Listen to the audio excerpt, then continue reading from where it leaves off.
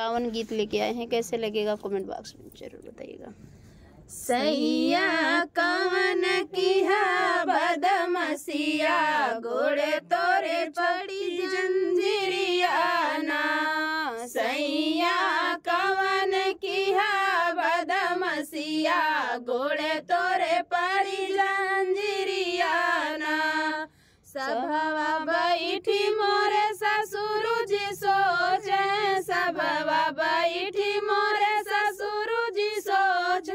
ससुर देव 5 रुपैया, पिया जी के ले भाई छोड़ाई ना।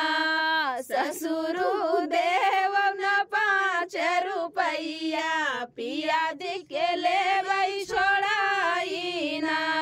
सैया कवन किया बदमसिया, गोड़े तोरे पड़ी जंजीरिया ना।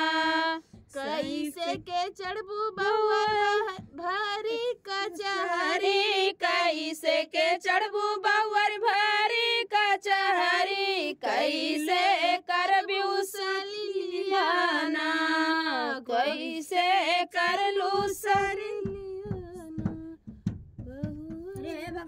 इसमें बनाए हो कैसे करबू सवलियाना।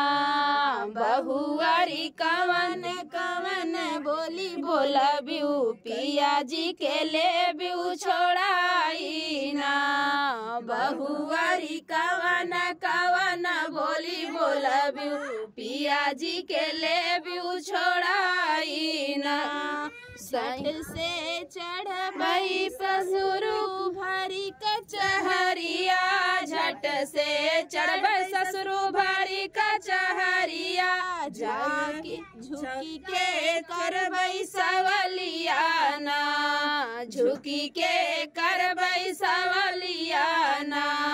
ससुरु उहई बोलिया हम बोलबई, पिया जी के लेबई छोड़ाई ना। ससुरु उहई बोलिया हम बोलबई, पिया जी के लेबई छोड़ाई ना। सैया कवन किया बदमसिया, गोड़े तोरे पड़ी जंजीरिया ना। सैया कवन किया बदमसिया, गोड़े तोरे पड़ी जंजीरिया ना। तो फ्रेंड गीत कैसे लगा कमेंट बॉक्स में बताना। फिर मिलते हैं किसी नए गाने से, तब तक के लिए बाय बाय दोस्तों।